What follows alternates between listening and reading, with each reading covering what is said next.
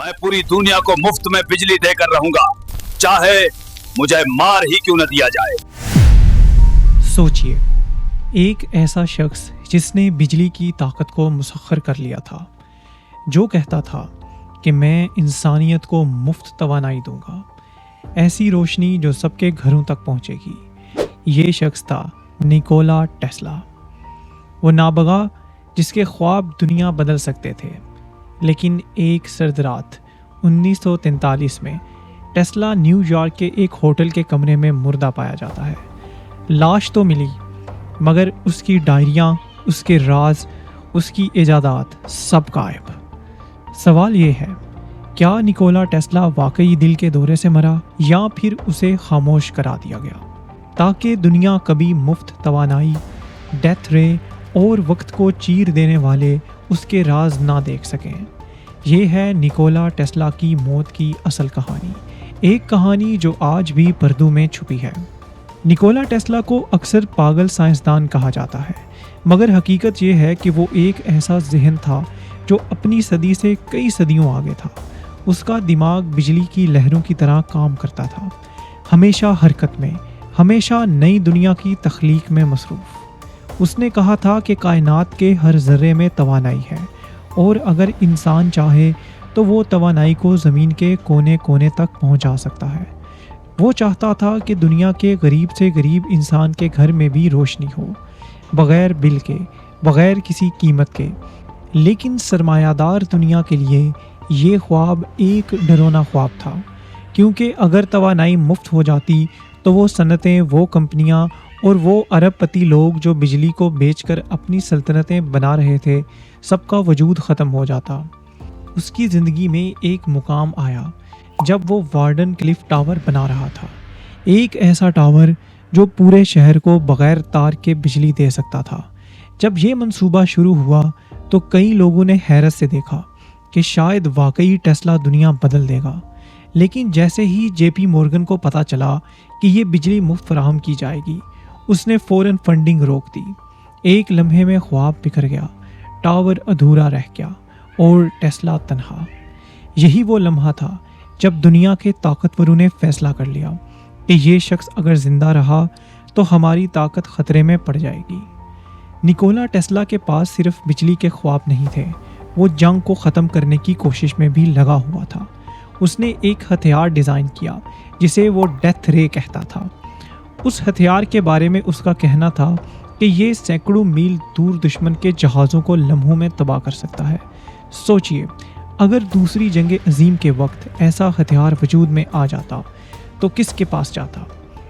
America के पास, रूस के पास या हिटलर के पास?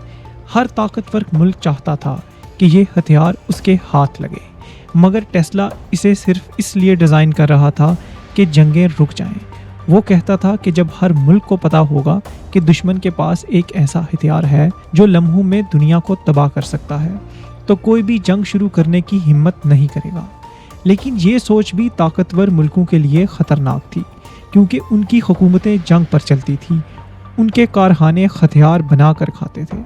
अगर जंग ख़त्म हो जाती तो उनकी मईशत तबाह हो जाती। टेस्ला के दुश्मन सिर्फ सरमायादार और हुकूमतें नहीं थी, उसका सबसे बड़ा मुखालिफ था थॉमस एडिसन। एडिसन और टेस्ला के दरमियान करंट वार मशहूर है। एडिसन चाहता था कि दुनिया में डीसी करंट चले, क्योंकि उसने इसमें सरमायाकारी कर रखी थी, जबकि टेस्ला का कहना था कि एसी करंट ज़्यादा ताकतवर है और कारआमद है। आखिरकार दुनिया ने टेस्ला का रास्ता इख्तियार किया, लेकिन एडिसन की दुश्मनी कभी ख़त्म ना हुई। उस दुश्मनी के नतीजे में टेस्ला को कई बार बदनाम किया गया, कई बार इसकी तहकीक को झूठा करार दिया गया और कई बार उसके मंसूबे ख़त्म करा दिए गए। फिर वो लम्हा आया जिसने सब कुछ बदल दिया। 7 जनवरी 1943 को निकोला टेस्ला न्यूयॉर्क के एक होटल के कमरे में मुर्दा पाया गया। सरकारी रिपोर्ट के मुताबिक वो दिल के दौरे से मरा था। लेकिन सवाल ये है कि अगर वो फितरी मौत मरा तो उसके कमरे पर फ़ौरन कब्ज़ा क्यों किया गया? उसके कागजात क्यों जब्त कर लिए गए? उसकी डायरियाँ कहाँ गायब हो गईं? ऐनी शाहिदीन के मुताबिक टेस्ला कई दिनों से कमरे में बंद था।